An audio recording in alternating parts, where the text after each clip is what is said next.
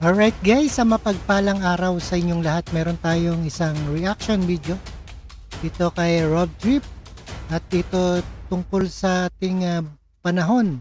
Aghon, nagmanatili ang lakas na habang kumikilos pa Northern Samar. Maraming lugar ang dadaanan ng bagyo at nananatili ang bagyong Aghon sa lakas nito habang binabagtas ang direksyon ng Northern Samar ayon sa State Weather Bureau of Pag-asa.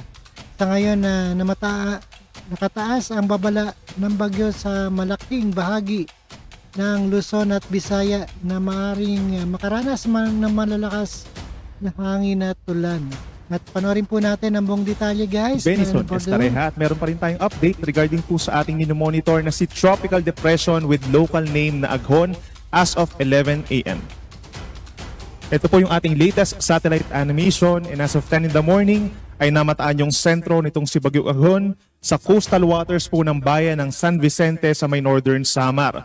Taglay nito ang maximum sustained winds na 55 kilometers per hour malapit dun sa sentro at may gustiness hanggang 85 kilometers per hour. At may kabilisan po pagkilos ito pa northwestward or pahilagang kanluran sa bilis na 30 kilometers per hour. Ito pong si Bagyong Aghon ay technically maliit na bagyo. Nasa around 200 to 300 kilometers po yung kanyang kabuuang lawak. Subalit yung mga outer cloud bands na tinatawag, yung mga nasa palibot nito ng mga makakapal na ulap.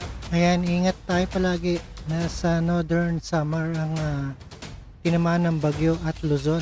Ay siya nagpapaulan din po sa bahagi pa ng Visayas, dito rin sa malaking bahagi ng Mimaropa including Northern Palawan, at hanggang dito sa may areas po ng Cagayan Valley, Central Luzon, Calabarzon, at mga nearby areas pa po dito sa may Northern Luzon.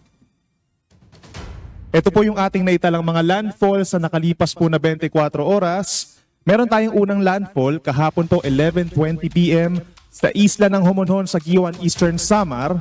Hinundan po yan ng pangalawa at pangatlong landfall hanggang pang-apat na landfall po dito sa Samar, Giporlos, Eastern Samar as of 12:40 a.m. kanina.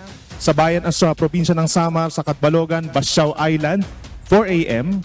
at Cagduyong Island sa Catbalogan, Samar pa rin po kaninang alas 5 ng madaling araw. So maaaring magkaroon pa tayo ng mga panibagong mga landfalls po. Inaasahan natin kasi na nandito siya ng alas 10 ng umaga, so maaaring tumama yung gitna mismo nitong si Bagyong Aghon dito po sa may Masbate, maaaring sa mainland Masbate sa may eastern side o dito sa may Ticao Island. And then afterwards, maaaring bagtasin din po yung paligid ng mga tubig dito sa may Burias Island patungo dito sa may Ragay Gulf hanggang sa makatawid po dito sa may southern portion of Quezon. Panibagong landfall po ulit yan.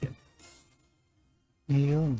Ito naman po yung latest track ng Pag-asa regarding dito kay Tropical Depression Aghon. Sa ngayon ay Tropical Depression pa rin po ito dahil nagkaroon na ito ng interaksyon sa ating kalupaan, lalo na dito sa may Samar provinces as well as paligid na bahagi po ng Bicol region.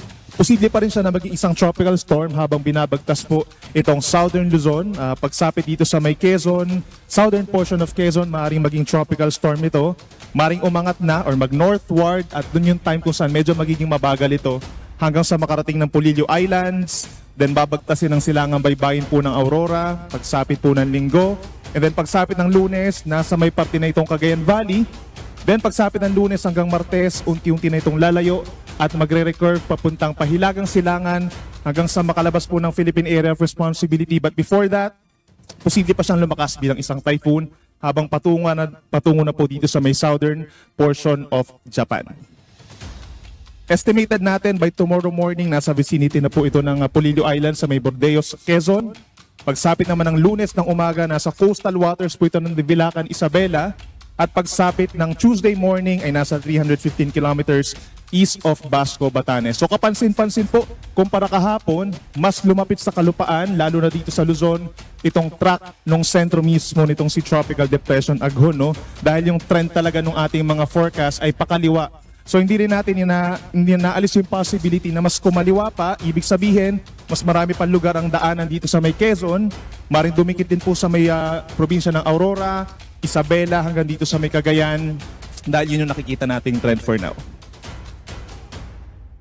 Ito naman po yung ating tropical cyclone wind signal number 1. Maraming lugar po ito sa may Luzon, Luzon and Visayas rather. Meron tayong signal number 1 sa buong Aurora, ganyan din sa eastern portion of Bulacan, particularly Norsagaray, Doña Remedios, Trinidad, and San Jose del Monte. Ganyan din sa bahagi ng Nueva Ecija, kabilang ng General Tino and Gabaldon. Sa amin po sa Quezon, sa northern and southeastern portions, meron po tayong signal number 1 din, kabilang ang Calawag, Ginyangan, Lopez, Buenavista, Catanawan, Bulanay, San Narciso, San Francisco, San Andres, Tagkawayan, Gumaca, Quezon, Alabat, Perez, Plaridel, Pitogo, Macalelon, General Luna, Atimonan, Unisan, Mauban, Rial, Infanta, General Lacar, Padre Burgos, Agdangan, Sampaloc, Lokban, Tayabas, Pagbilao, and Lucena. Kabilang na rin po ang buong Pulilio Islands, meron tayong signal number 1 dyan. So except na lamang dito sa may western side. Signal number 1 din po sa eastern portion of Laguna, kabilang ng Mayhay, Magdalena, Pagsanghan, Santa Cruz, Luisiana, Cavinti, Lumban, Kalayaan, Paite, Pangil, signal number Siniloan, Mabitak, Santa Maria, Fami, and Pakil. Pati po ang Rizal, ang eastern portion, meron na ring signal number 1, kabilang ang Antipolo, Rodriguez, Tanay, Baras, Halahala, Pinilla, Morong, Teresa, and San Mateo. Sa eastern portion of Romblon, meron din po tayong signal number 1, Kahidjokan, Magdiwang, San Fernando, Romblon, Corcuera, and Banton.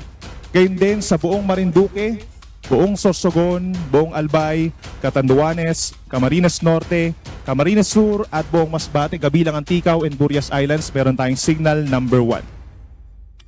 At pagdating sa Visayas, mostly yung mga nasa eastern side, meron tayong signal number 1. Northern Samar, buong Samar, bahagi ng Eastern Samar, kabilang ang Canavid, Maslog, Borongan, San Policarpo, Taf, Llorente, Maydolong, Dolores, Hipapad, Arteche, Oras, Balangkayan, Sulat, San Julian, Lawaan, Balanggiga, General MacArthur, Giporlos, Kinapondan, and Hernani, buong Biliran, signal number 1, at hilagang bahagi po ng Leyte dito sa Tunga, Pastrana, San Miguel, Matagob, Tolosa, Palo, Kalubian, Leyte, Carigara, Dagami, Babatngon, Haro, San Isidro, Santa Fe, Bilyaba, Palumpon, Tabon-Tabon, Tanawan, Merida, Ormoc, Isabel, Capuocan, Barugo, Alangalang, Tabango, Tacloban, at Cananga. At hanggang sa northern portion of Cebu, meron tayong signal number 1 sa San Remigio, Tabogon, Daan Bantayan, Bogo, Medellin, Borbon, kabilang ang Bantayan Islands. Yung general impact po nitong bagyo natin na si Aghon ay minimal to minor threat to life and property dahil pag signal number 1, meron tayong mga strong winds po, mga pabugso-bugsong hangin.